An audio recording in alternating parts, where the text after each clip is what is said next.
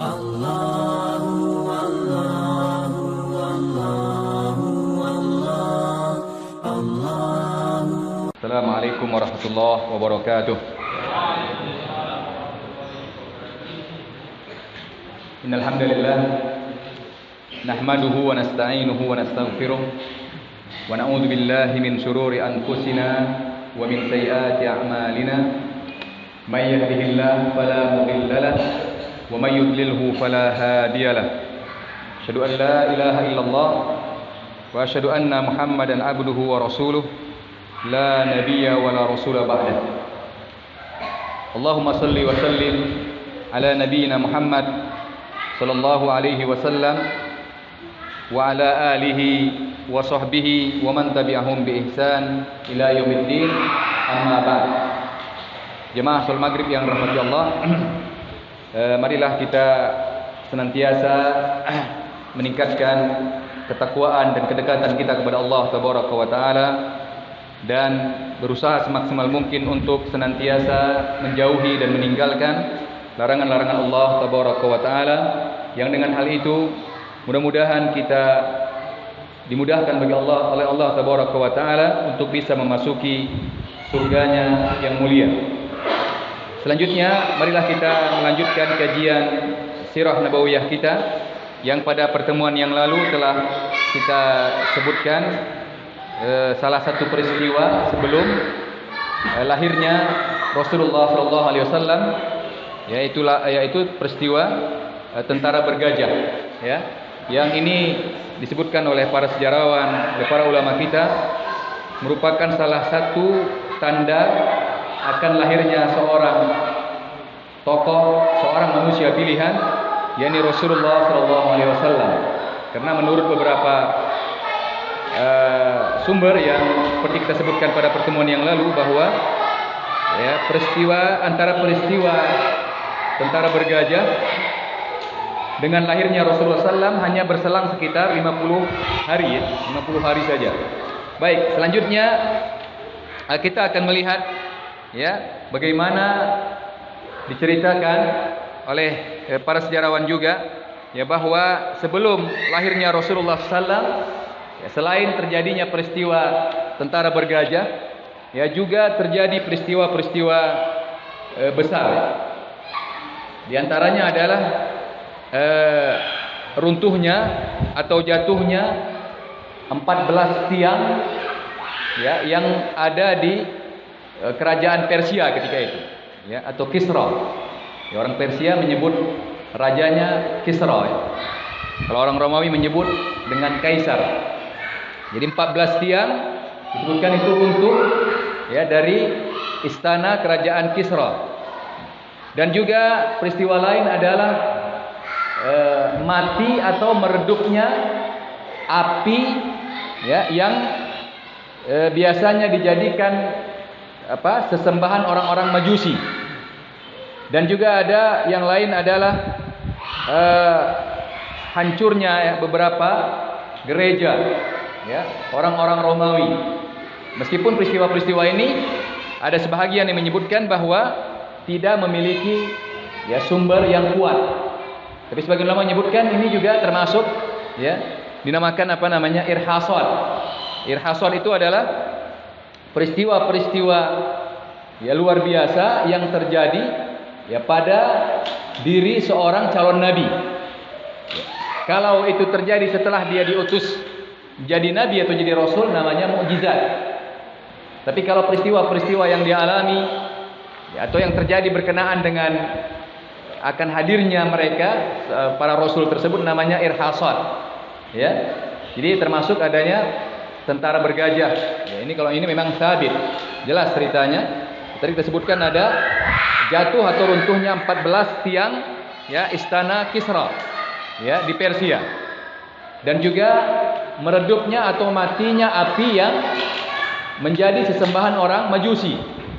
Dan juga ada hancurnya beberapa gereja di Romawi. Ya.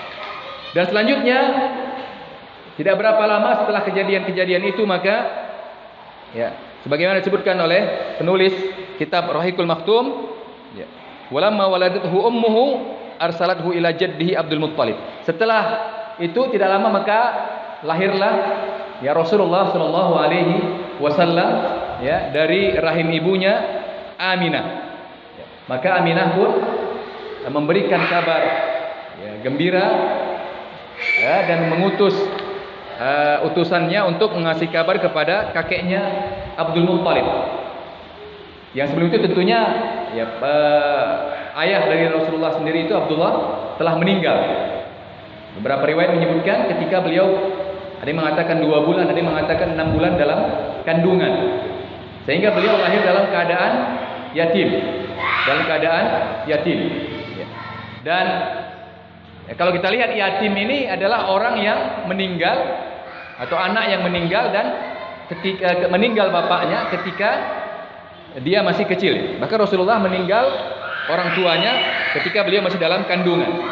Nah, ketika beliau lahir, maka beliau lahir dalam keadaan yatim.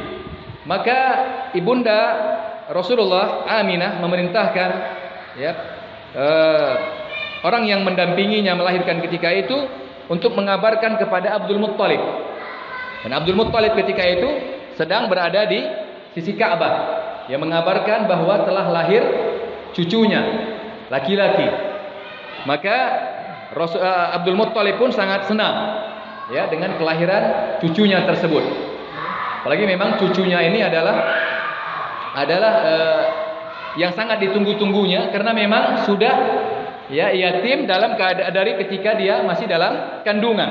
Ya. Maka tidak lama ya Abdul Muttalib pun mengambil cucunya yang baru lahir ini, yaitu Nabi Muhammad SAW, dan memasukkannya ke dalam Ka'bah.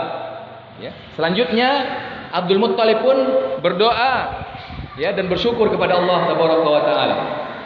Jadi orang-orang jahiliyah juga dulu mengenal ya, bagaimana mereka bersyukur, bagaimana mereka berdoa kepada Allah Tabaraka wa Taala.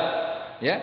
Selanjutnya setelah dia masukkan ke dalam Ka'bah, Abdul Muttalib bersyukur kepada Allah dan mendoakan kebaikan untuk cucunya yaitu Muhammad sallallahu alaihi wasallam, maka dia pun memberikannya nama. Waqtara lahu ismun Muhammad. Ya, Abdul Muttalib lah yang memberikan nama untuk Nabi Muhammad. Dia namakan Muhammad. Dan Muhammad itu nama yang ketika itu masih asing. Ya, di tengah-tengah orang Arab. Ya.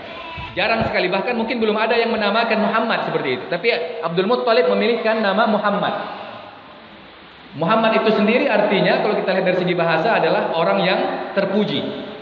Ya, orang yang terpuji. Nah, jadi Abdul Muttalib mengatakan, saya namakan cucu saya ini Muhammad, ya, karena dia ini akan menjadi orang besar.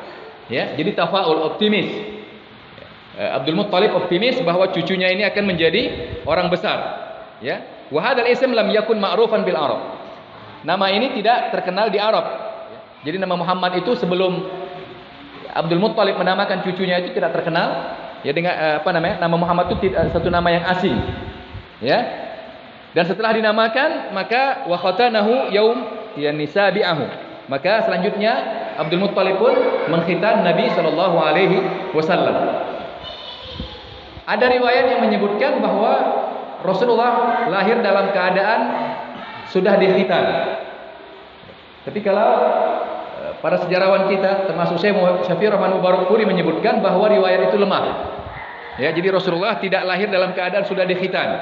Ya. Tapi justru kakeknya lah yang mengkhitannya. Dan kebiasaan orang Arab mengkhitan anak itu ketika masih kecil. Karena Rasulullah dikhitan oleh kakeknya ketika usia 7 hari. Hari ke-7. Ini kebiasaan orang Arab sampai sekarang. Ya, sampai sekarang. Ya. Dulu saya pernah mendampingi orang Arab di sini. Anaknya lahir kebetulan laki-laki. Jadi harus menginap di rumah persalinan. Hari kedua, ketiganya dia bilang sama saya, kita harus khitan. Karena kebetulan saya sudah pernah dengar, jadi tidak heran. Saya sampaikan kepada dokternya, Pak dokter, ini mohon maaf, jangan terkejut. Dia bilang, kenapa Pak Ustaz? Ini kebiasaan orang Arab bahwa mereka mengkhitan anaknya ketika masih kecil. Jadi si bapak ini minta anaknya supaya dikhitan sekarang, disunat. Si dokter bilang, wah, kenapa cepat sekali? Dia bilang, inilah kebiasaan orang Arab. Ya. Nah, bagaimana dalam syariat? Kapan sebagusnya seorang itu dikhitan? Maka kalau yang dilakukan ketika kecil ya silahkan, tidak masalah. Ya, kalaupun sudah besar boleh juga. Tapi kata para ulama kita ada batas minimal. Ya, artinya minimal dia itu harus sudah dikhitan sebelum balik. Ya, sebelum balik. Kalau usia sekarang berapa? Mungkin 11 atau 12 tahun. Ya, jangan sampai dia balik tapi dia belum disunat. Ya, ini tidak boleh. Ya, para ulama kita menyebutkan. Jadi boleh hari ketika dia baru lahir, hari ke-7 boleh. Ya, kebiasaan orang Arab seperti itu. Atau kalau di Indonesia mungkin tidak lazim, tidak apa-apa. Jangan kalau memang tidak mau waktu kecil. Tapi jangan sampai ya balik dia belum disunat. Kecuali ketika dia masuk Islam ya dalam kondisi sudah besar, sudah dewasa. Ya, jadi intinya ini kebiasaan. Maka Abdul Muttalib pun yang mengkhitan cucunya ini Rasulullah SAW ketika berusia 7 hari. Ya. Baik, selanjutnya ada juga kebiasaan orang Arab yang ini berbeda mungkin dengan kita. Bagaimana setelah dia lahir, maka biasanya mereka tidak disusui oleh ibu kandungnya. Tapi dicarikan ibu susu. Ya, ibu susunya. Ya, artinya disusukan oleh orang lain. Ini juga kebiasaan orang Arab, terutama yang tinggal di perkotaan. Ya, kebetulan ketika itu Rasulullah lahir di kota Makkah, di perkotaan. Ya, maka Abdul Muttalib pun ya mencarikan ya ibu susu untuk Rasulullah Shallallahu Alaihi Wasallam. Ya, apa tujuannya? Kenapa kebiasaan mereka mencari ibu susu? Ya, terutama yang pertama adalah biasanya ibu susu itu mereka cari orang-orang yang berada di kampung. Ya, tidak yang berada di kota. Ya, yang pertama adalah menghindari gangguan atau penyakit yang cenderung tersebar di kota. Ya, karena biasanya di kampung ya udara dan lain sebagainya lebih bersih dibanding di kota. Ya, ini salah satu tujuan mereka. Yang pertama jadi adalah melindungi anak supaya tidak terkena ya dampak virus-virus yang ada di kota. Ya, karena di kota biasanya kan kedatangan orang-orang dari luar bercampuran dan segala macamnya, berbeda dengan di kampung yang biasanya masih bersih. Ya. Yang kedua adalah agar menghirup udara yang masih lebih bersih.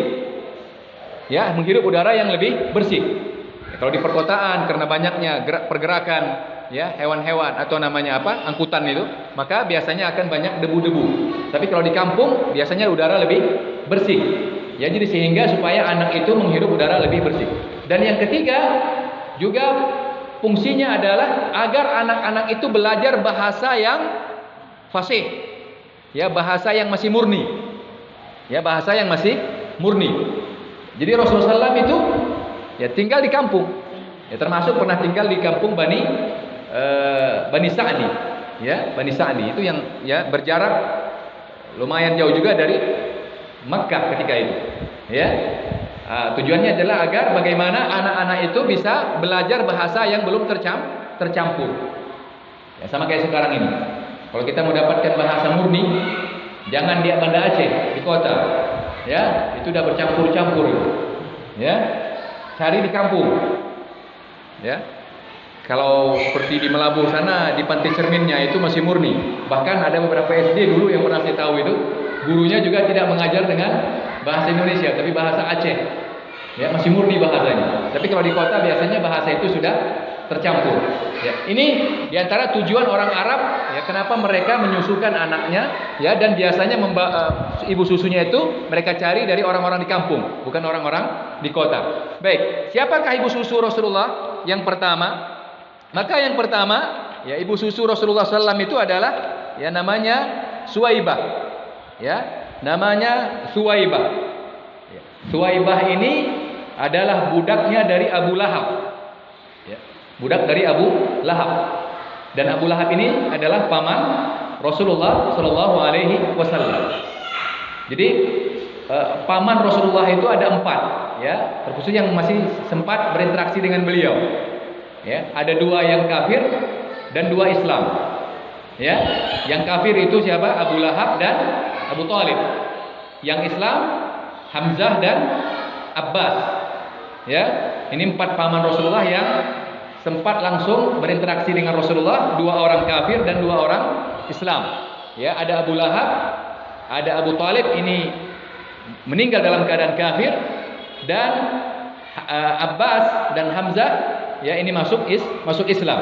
Baik. Jadi Thuwaibah ini adalah ibu susu Rasulullah yang pertama ya, dan Thuwaibah ini adalah budaknya Abu Lahab ya.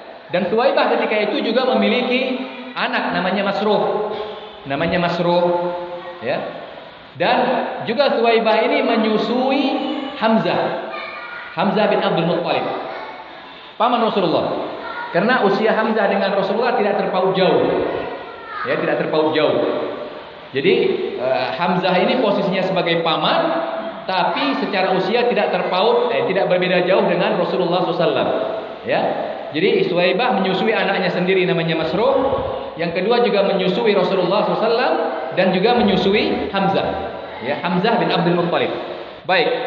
Setelah dari Thuwaibah, maka berpindahlah ya susuannya atau ibu susunya kepada yang lain. Ya, tadi Thuwaibah, sekarang berpindah kepada Halimah As-Sa'diyah karena dari kabilah As-Sa'di. Ini juga memiliki cerita unik ya, dan bagaimana juga ini termasuk irhasat, tanda-tanda ya, atau kejadian-kejadian luar biasa yang terjadi pada diri Rasulullah ya, sebelum diangkat sebagai Rasulullah ya. Halimah As-Sa'diyah dari kabilah Sa'di. Jadi kabilah Sa'di ini tinggal di luar Makkah, dan kebiasaan mereka adalah mencari anak-anak susu untuk mereka susuin ya, tapi ya tentunya dengan berharap balasan uang ya. Maka mereka pun ya ketika itu terjadi masa paceklik, masa sangat kering ya, tanaman-tanaman tidak tumbuh ya, bahkan hewan-hewan tidak mengeluarkan susu. Maka mereka tidak punya pilihan ya, kecuali mereka ya harus datang ke Makkah untuk mencari anak-anak yang mereka akan susui dengan tujuan mendapatkan imbalan ya. Maka berangkatlah ya kabilah Sa'diyah ini ya. Mereka berangkat beramai-ramai dengan menunggangi unta, dengan menunggangi keledai ya. Unta dan keledainya dalam kondisi sangat-sangat minim, sangat-sangat lemah. Kenapa? Karena tidak punya makanan dan juga tidak menghasilkan susu. Jadi tunggangan di dalam kondisi lemah, yang menunggangi juga dalam keadaan ya kelaparan.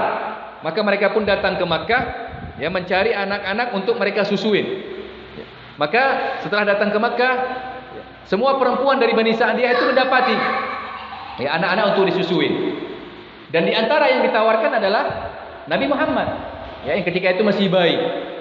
Tapi kebanyakan orang karena mendengar bahwa Nabi Muhammad ini adalah anak yatim, maka kebanyakan tidak menolak.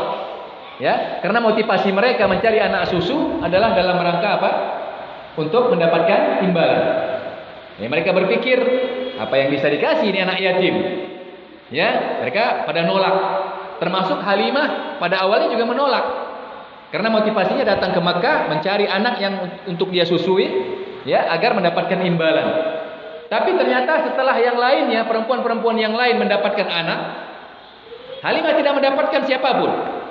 Ya, maka kata Halimah, aku tidak akan kembali ke kampungku kecuali sampai aku mendapati ya, anak yang akan aku susuin. Aku akan kembali kepada anak yatim tadi. Ya, meskipun apapun yang terjadi aku akan ambil dia. Ya, kata suaminya, kalau begitu baiklah, ambillah anak yatim tadi. Mudah-mudahan ya Allah memberikan berkah dengan kehadiran anak tersebut yang di tengah-tengah kita. Maka benar ya, bantuan Allah pun datang. Ya, meskipun Nabi Muhammad dalam kondisi yatim ya, dan ketika itu ya tidak banyak menjanjikan apa-apa, tapi Halimah menceritakan bagaimana ketika ya dia mengambil Nabi Muhammad yang ketika itu masih bayi, maka dia rasakan perubahan besar. Bagaimana kondisi awalnya ya, dengan kekurangan makanan ya, jangankan menyusui anak yang lain, menyusui anaknya saja tidak cukup, tetapi setelah diambil Rasulullah SAW, maka Allah berikan kekuatan bagi Halimah ini. Jadi dia rasakan bagaimana posisi tubuhnya seperti mendapatkan suplai makanan. Akhirnya dia pun mampu menyusui anaknya ya, dan bisa menyusui Rasulullah SAW sampai kenyang. Suaminya ya, karena ketika mereka ingin pulang ke kampungnya sambil di perjalanan ya mereka harus singgah karena kelelahan, maka suami dari Halimah pun mengecek hewan tunggangannya. Dan dia dapati ternyata ya, hewan tunggangan yang awalnya ketika mereka pergi dalam keadaan kering, dalam keadaan kurus, ternyata malam itu setelah mereka mengambil ya Rasulullah SAW yang masih bayi itu, mereka dapati ternyata susunya sudah penuh. Ya, akhirnya mereka pun bisa mengambil susu dari unta dan keledai tersebut. Ya, akhirnya mereka bisa minum dengan kenyang. Sampai-sampai Halimah mengatakan, malam itu adalah malam terindah bagi kami. Karena belum pernah kami merasakan bagaimana tidur dalam kondisi kenyang, ya, dengan minum susu.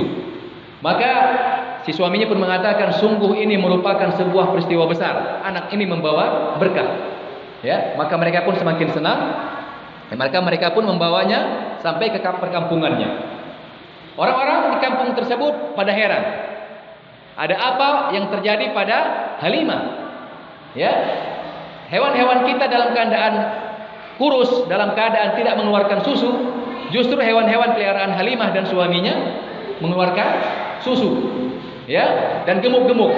Sampai mereka mengatakan kepada penggembala-penggembala mereka, coba ikuti, ya, di mana kambing Halimah, ya, itu digembalakan. Mereka pun mengikuti, tapi ternyata mereka dapati, ya, bahwa sepertinya kambing Halimah itu atau hewan piaraan Halimah itu, ibu susu Rasulullah SAW itu seperti mendapatkan suplai makanan tersendiri yang itu tidak didapatkan oleh hewan-hewan yang lain. Ya, jadi subhanallah, kata para ulama, bagaimana Allah memberikan berkah kepada keluarga Halimah dan suaminya ketika dia mengambil, ya, dan menyusui Rasulullah SAW. Dan ini disebutkan oleh para ulama bagaimana, ya, orang-orang soleh itu memberikan keberkahan bagi orang yang berada di sekitarnya. Ya, terutama adalah orang-orang yang betul-betul kesolehannya atau para ulama, yaitu bisa memberikan keberkahan, ya, kepada orang-orang yang berada di sekitarnya, seperti yang terjadi pada Nabi Muhammad SAW. Yang kedua, kata para ulama, kisah yang terjadi pada Halimah ini juga memberikan pelajaran bagi kita. Bagaimana, ya, pada awalnya Halimah itu mengambil, ya, Nabi Muhammad SAW yang masih bayi dalam kondisi terpaksa. Dalam kondisi terpaksa. Tapi ternyata setelah diambil, ternyata Allah berikan berkat. Para ulama kita mengatakan ini mengajarkan kepada kita untuk melakukan kebaikan.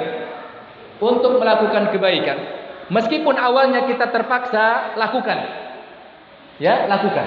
Jangan sampai mengatakan nantilah kalau sudah ikhlas, kalau sudah ini baru saya lakukan. Ya, ada sebagian orang kadang-kadang sholat, ya, karena terpaksa. Tidak apa-apa, sholat terus, ya, sambil perbaiki niat. Jangan tunggu nantilah kalau ikhlas saya baru sholat. Jangan, ya, paksa diri itu.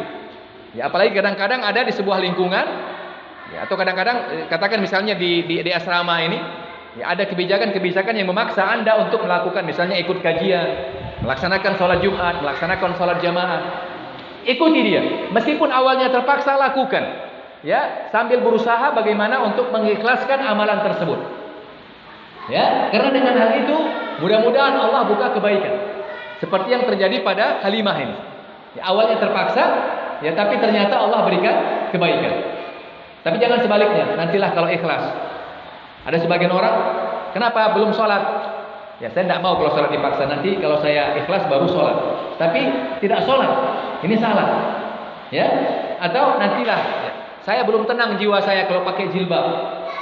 Ya, nantilah kalau sudah tenang, kalau sudah ikhlas saya baru pakai jilbab. Jangan. Kondisi Aceh saat sekarang ini menuntut Anda untuk pakai jilbab. Pakai. Meskipun awalnya terpaksa. Sambil berdoa kepada Allah. Ya Allah, berikan aku kemudahan. Perbaiki niat.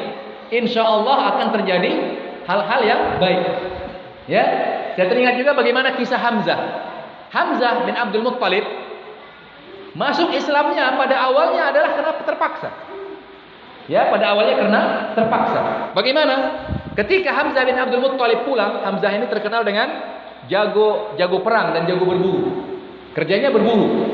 Meskipun dia masih muda, tokoh-tokoh Quraisy lainnya banyak sudah tua, tapi karena jago bergulat, jago berburu, jago perang, disegani. Ya, apalagi dari suku Quraisy. Maka pada suatu hari, ya, Abu Jahal mengucapkan kata-kata yang tidak senonoh kepada Rasulullah, memaki-maki Rasulullah. Ya, maka ada salah seorang budak mendengar apa yang dilakukan Abu Jahal terhadap Rasulullah.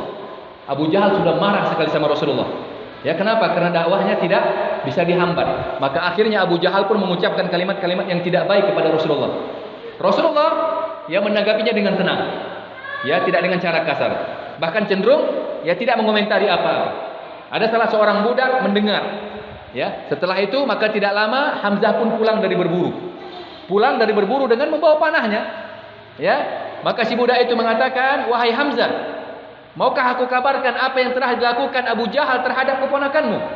Maka Hamzah mendengar itu, dia katakan apa? Hamzah ketika itu masih kafir. Masih kafir. Apa yang dilakukan oleh Abu Jahal terhadap keponakanku? Maka si budak cerita, ya apa yang diucapkan oleh Abu Jahal terhadap Rasulullah, bahkan sampai memukulnya.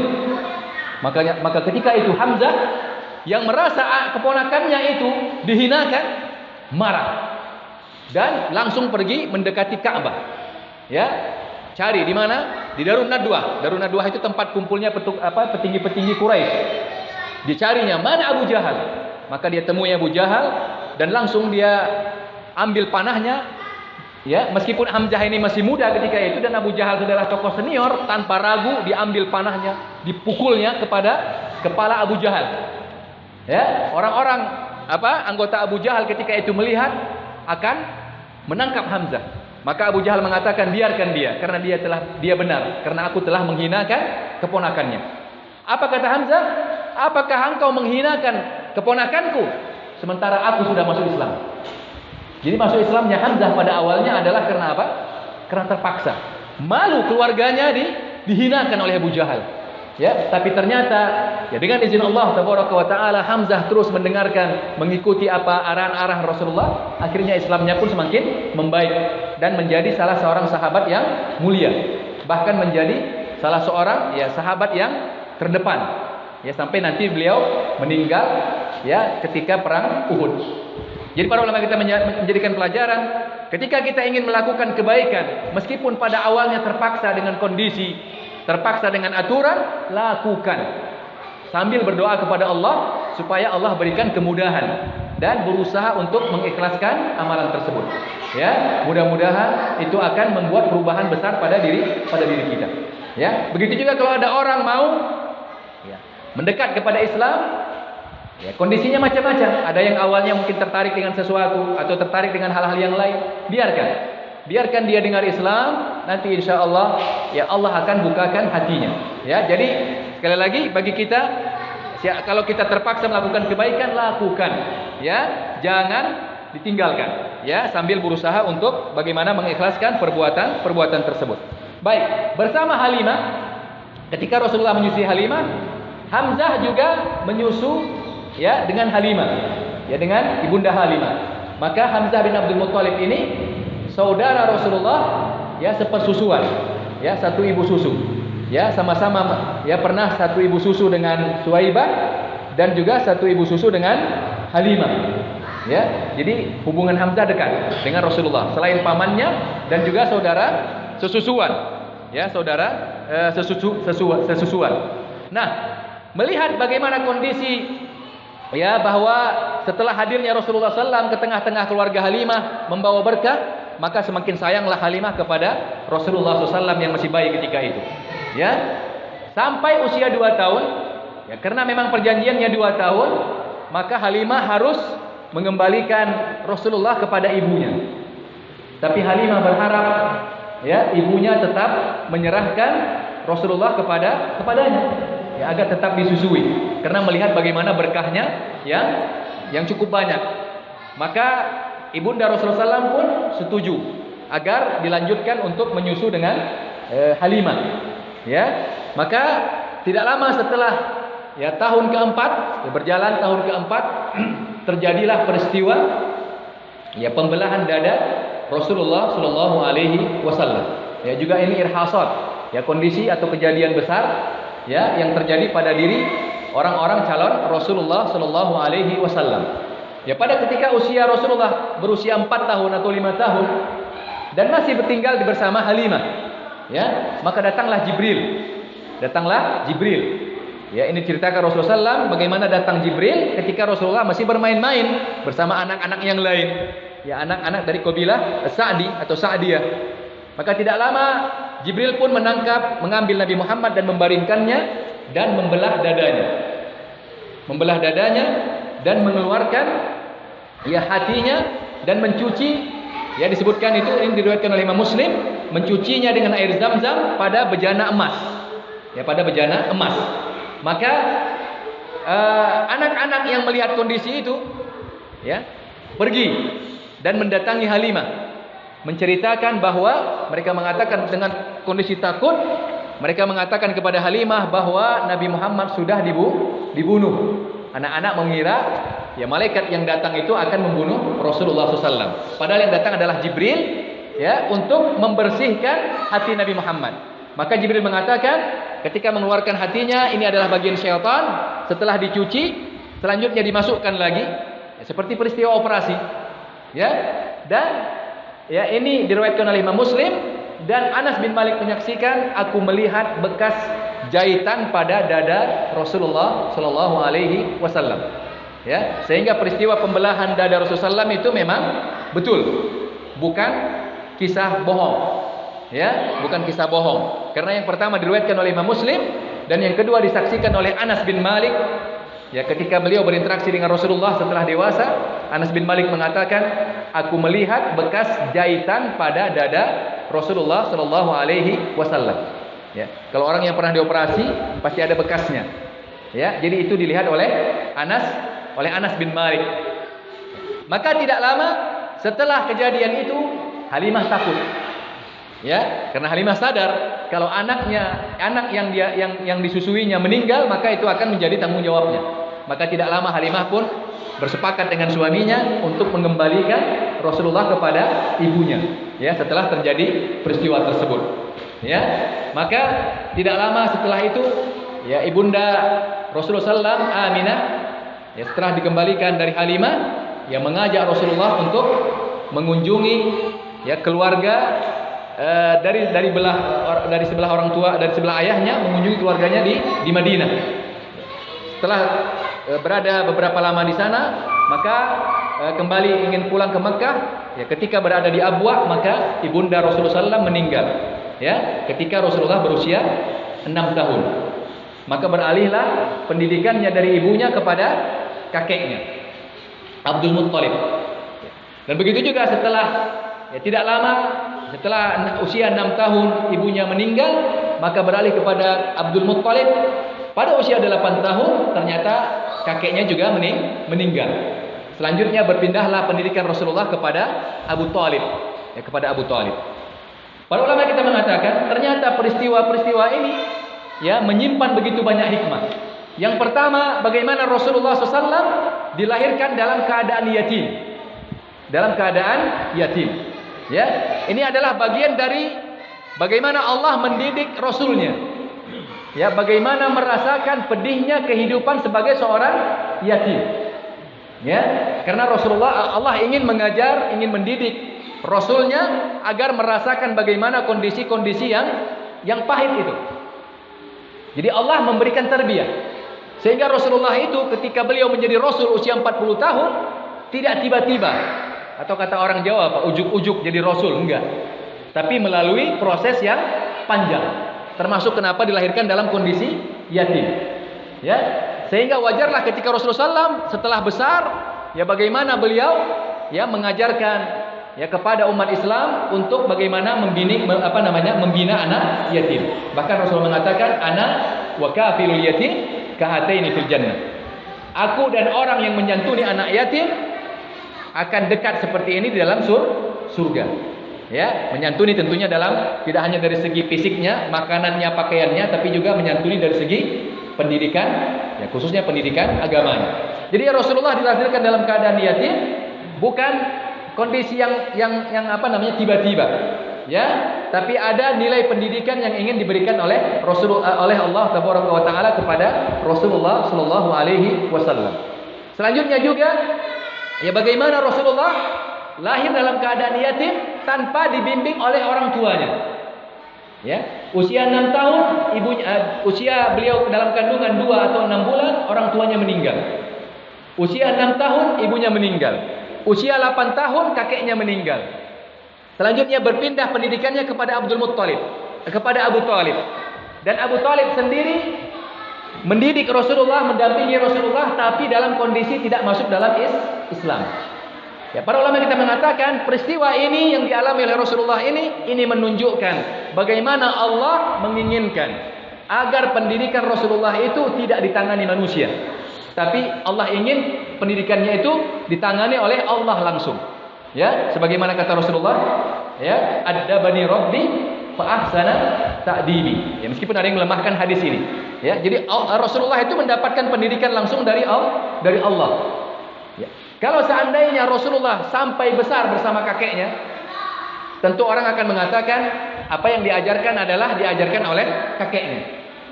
Ya. Atau orang tua Rasulullah sampai besar mungkin mengatakan itu yang mengajari Abdullah, tapi tidak. Bapaknya meninggal ketika beliau masih dalam kandungan. Ibunya meninggal ketika beliau masih usia 6 tahun. Kakeknya meninggal ketika beliau masih usia 8 tahun. Abu Talib yang mendampinginya ternyata tidak masuk Islam. Sehingga kalau orang-orang menuduh bahwa ajarannya itu adalah ajaran-ajaran dari keluarganya, maka dari celah mana mau disebutkan? Abu Talib yang mendampinginya sampai akhir hayatnya sendiri tidak masuk dalam Islam. Ya, jadi sehingga ajaran Islam itu bukan dari kakeknya, bukan dari bapaknya, bukan dari ibunya, bukan dari pamannya, tapi dari Allah Subhanahu wa taala langsung. Ya, ini salah satu poin yang disebutkan oleh para ulama, ya, bagaimana Rasulullah menjalani peristiwa-peristiwa tersebut. Ya, di antara hikmahnya adalah Allah ingin menangani langsung pendidikan Rasulullah sallallahu alaihi wasallam. Yang kedua, supaya tidak menjadi celah bagi orang-orang yang tidak senang dengan Islam untuk mengatakan bahwa Islam itu adalah ajaran orang tuanya atau ajaran ibunya atau ajaran kakeknya atau ajaran pamannya. Ya, melihat peristiwa ini, nyatalah Rasulullah itu atau ajaran yang dia bawa bukan diajarkan oleh manusia, tapi langsung dari Allah Tabaraka wa Ta'ala. Baik, mungkin untuk hari ini kita cukupkan demikian. Ya, jika ada hal-hal yang ingin diskusikan, saya persilahkan. Assalamualaikum warahmatullahi wabarakatuh. Waalaikumsalam. Yang saya tanyakan, paman Nabi itu kan ada 4, yang 2 kafir, yang 2 Islam. Itu setelah Muhammad mendapat kenabian. Ya. Yang saya tanyakan, apakah kafirnya, ibunya, bapaknya itu termasuk Islam atau kafir? Kakeknya ya, baik. Iya. Orang bapaknya Aminah, apakah itu karena kan meninggal waktu Rasul disusui. Ya. Yang kedua, ketika Rasul disusui, apakah itu disusui oleh harimau?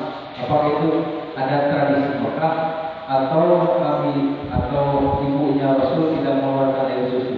Oh, gitu, baik. Ya, baik. Yang pertama, bagaimana kondisi ibunya? Maka kalau kita melihat dari hadis-hadis dan penjelasan para ulama, ya, Rasulullah pernah meminta untuk mendoakan ibunya, tapi Allah tidak mengizinkan. Ya, karena memang ibunda Rasulullah SAW meninggal tidak dalam kondisi Islam. Ya, meninggal dalam kondisi tidak Islam. Tapi Rasulullah meminta untuk mengunjunginya, maka Allah membolehkan untuk mengunjungi. Ya, karena kita boleh mengunjungi kuburan orang kafir, boleh. Ya, tetapi mendoakan tidak boleh. Ya, tapi meskipun begitu, bahwa kasus ini tidak perlu kita perbesar. Ya, tidak perlu kita perbesar. Ya, sehingga pendapat para ulama bahwa memang ibunda Rasulullah SAW meninggal dalam kondisi, ya, bukan dalam kondisi agama Islam, ya, atau agama tauhid. Ya, dan kebanyakan keluarga-keluarga Rasulullah juga seperti itu. Karena pada dasarnya dulu ketika itu masih ada ajaran agama Islam, ajaran tauhid, ya, sisa-sisa dari ajaran Ibrahim dan Ismail. Ya, nanti ada kita dapati Waraqah bin Naufal. Waraqah bin Naufal ini masih agamanya tauhid. Ya, dia agamanya Nasrani tapi tidak melakukan kesyirikan. Waraqah bin Naufal pamannya Khadijah, yang nanti ketika awal turunnya wahyu, maka Khadijah membawa kepada Waraqah bin Naufal. Ya, Waraqah bin Naufal ini masih mewarisi, ya, ajaran-ajaran tauhid. Jadi dia tidak melakukan kesyirikan. Tapi sebagian orang Quraisy ketika itu melakukan kesyirikan. Ya, yang pada dasarnya mereka itu juga sudah tahu bahwa itu tidak boleh. Ya, sudah itu tidak boleh. karena masih ada ajaran dari Nabi Ibrahim ya dan Nabi Ismail. Baik, yang kedua, apakah Rasulullah disusukan itu karena memang kebiasaan atau kondisi ibu Rasulullah yang tidak bisa ya memberikan susu? Kalau kita baca sejarah, maka yang disebutkan para ulama itu adalah kebiasaan orang Arab, terutama mereka yang berada di perkotaan. Bukan ibunya yang tidak mau menyusui, ya, atau bukan ibu yang tidak mau menyusui, ya seperti yang terjadi saat sekarang ini sebagian wanita karir, atau ada sebagian ibu-ibu yang takut kalau postur tubuhnya berubah, ya, jadi dicarikan atau bahkan diberikan susu apa itu? Formula. Ya, berikan susu formula. Tapi kalau ketika itu adalah kebiasaan orang-orang Arab, terutama yang tinggal di Makkah, untuk mencari ya ibu-ibu susu. Ya, agar anaknya disusui oleh ibu-ibu susu tersebut. Dengan tujuannya adalah 3 hal yang kita sebutkan tadi.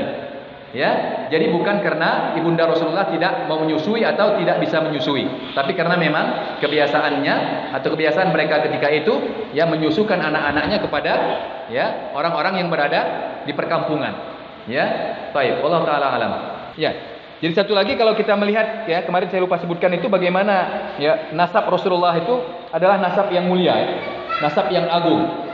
Ya, bahkan sampai nanti nyambung kepada Ismail dan Ibrahim. Dan Rasulullah SAW sendiri itu adalah ya lahir dari Quraisy, ya, dan Quraisy dari Bani Hashim. Ya, jadi Bani Hashim ini termasuk pilihan dari Quraisy, dan Quraisy itu adalah termasuk suku pilihan dari orang Arab. Jadi sehingga Rasulullah memang memiliki nasab yang sangat mulia. Ya, belum lagi kalau kita melihat hadis-hadis Rasulullah SAW, ya bagaimana ya Rasulullah menyebutkan Allah melihat ya hati-hati manusia, maka Allah dapati hati yang paling bersih itu adalah hati Muhammad. Ya Rasulullah SAW. Maka Allah pilihlah ya Muhammad sebagai Rasulnya. Jadi ketika Allah memilih Nabi Muhammad, ya bukan melotri, tapi karena memilih memang Allah tahu bahwa hatinya lah yang paling suci, paling bersih. Selanjutnya Rasulullah ceritakan Allah melihat hati-hati manusia yang lain, maka Allah dapati hati-hati yang paling bersih itu setelah Nabi Muhammad adalah hati-hatinya para sahabat. Maka Allah pilih mereka untuk menjadi sahabat Nabi SAW. Ya, jadi sahabat-sahabat Nabi itu adalah manusia pilihan, manusia pilihan yang Allah pilih untuk mendampingi Rasulullah Sallallahu Alaihi Wasallam. Ya, jadi bukan manusia biasa. Ya, maka sangat ya tidak masuk akal, bahkan suatu hal yang sangat bertentangan dengan ajaran Islam ketika ada sebagian kelompok, sebagian orang yang mengkafirkan para sahabat Nabi. Ya, wal iyadzubillah. Padahal sahabat Nabi ini adalah manusia pilihan yang dipilih oleh Rasulullah Sallallahu Alaihi Wasallam, yang dipilih oleh Allah untuk mendampingi Rasulnya. Ya, itu termasuk ada kelompok bernama Syiah itu, mereka mengkafirkan sahabat-sahabat Nabi waliyadzubillah.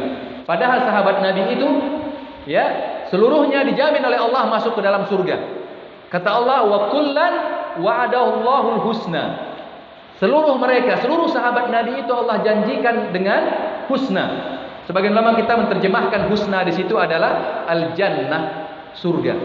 Jadi sehingga seluruh sahabat Nabi itu dijamin oleh Allah masuk ke dalam surga. Ya, meskipun nanti di antara mereka ada tingkatan-tingkatan yang lagi. Ya, yang lain juga Allah ceritakan radhiyallahu anhum wa radu an. Ya, Allah ridho terhadap mereka. Siapa mereka ini? Para sahabat Nabi. Dan mereka pun ridho terhadap Allah, ridho untuk menjalankan agamanya. Sehingga para sahabat Nabi itu adalah manusia pilihan ya yang dipilih oleh Allah tabaraka wa taala. Dan juga Rasulullah sudah menyebutkan la tasubbu ashabi. Jangan kalian mencela atau mengejek sahabatku. Fawalladzi nafsi biyadi ya law anfaqa ahaduk misla uhudin zahaban ma balagha ya mudda ahadihim wala nasifahu. Apa kata Rasulullah? Jangan kalian cela sahabatku. Ya, kalau seandainya ada di antara kalian yang berinfak dalam bentuk emas sebesar gunung Uhud, maka kebaikannya infak dalam bentuk emas sebesar gunung Uhud itu tidak akan menyamai kebaikan satu genggam kebaikan para sahabat Nabi. Para sahabatku kata Rasulullah, bahkan tidak menyamai setengah genggam kebaikannya. Ya, artinya apa? Kebaikan sahabat Nabi itu di atas kita. Betul ada di antara sahabat Nabi yang melakukan kesalahan. Ya, karena Ahlus Sunnah meyakini bahwa para sahabat Nabi bukan orang yang maksum. Tetapi kesalahan-kesalahan mereka itu dibanding kebaikan yang mereka lakukan tidak berbanding. Ya, sangat-sangat kecil sekali. Ditambah lagi Allah telah memberikan ampunan untuk mereka. Ditambah lagi Allah sudah menjamin surga untuk mereka. Maka ya, ada salah seorang bertanya kepada Umar bin Abdul Aziz, salah seorang tabi'in. Ya, Umar bin Abdul Aziz ini hidup sekitar tahun 999 sampai 101 Hijriah. Bagaimana pendapat Anda wahai Umar bin Abdul Aziz terhadap kesalahan-kesalahan para sahabat? Maka Umar bin Abdul Aziz mengatakan, saya tidak akan berbicara, tidak akan mengungkit-ungkit kesalahan orang-orang yang telah melangkahkan kakinya ke dalam surga. Inilah sikap Umar bin Abdul Aziz. Ya, jadi mereka tidak berani, beliau tidak berani ya mengungkit-ungkit kesalahan-kesalahan para sahabat. Ya, maka sangat-sangat tidak pantas sekali, sangat-sangat tidak layak sekali kalau ada di antara orang-orang yang menulis buku yang mengungkap ya kejelekan-kejelekan sahabat Nabi. Orang Syiah mengatakan waliyadzubillah Aisyah ibunda kita berzina waliyadzubillah. Ya, bagaimana bisa? Ya, orang yang sudah dijamin masuk surga, yang mereka kafirkan, mereka katakan berzina waliyadzubillah. Mengatakan Abu Hurairah melakukan kecurangan dan segala macam. Ini tentunya tidak boleh dilakukan atau tidak layak diucapkan oleh seorang yang mengaku beragama Islam. Ya, jadi sekali lagi sahabat Nabi adalah orang-orang pilihan yang Allah pilih untuk mendampingi Rasulullah sallallahu alaihi wasallam yang mulia. Ya, makanya ketika kita mengucapkan nama-nama sahabat Nabi, kita dianjurkan untuk apa? Mengucapkan radhiyallahu anhu. Umar bin Khattab radhiyallahu anhu. Abu Bakar As-Siddiq radhiyallahu anhu. Ya, Salman Al-Farisi radhiyallahu anhu. Apa artinya? Semoga Allah meridhoi mereka. Ya, inilah ucapan yang pantas kita ucapkan untuk para sahabat Nabi. Kita berdoa kepada Allah tabaraka wa taala. Ya, mudah-mudahan kita diberikan kemudahan ya ketika kita mencintai Rasulullah, ketika kita mencintai para sahabat, ya, mudah-mudahan nanti di hari akhirat kita dibangkitkan bersama Rasulullah dan bersama sahabat-sahabat Nabi yang mulia, yang dengan hal itu kita masuk ke dalam surga Allah tabaraka wa taala. Mungkin demikian, mudah-mudahan bermanfaat. Subhanakallah wa bihamdik, asyhadu an la ilaha illa anta, astaghfiruka wa atubu ilaik. Wassalamualaikum warahmatullahi wabarakatuh.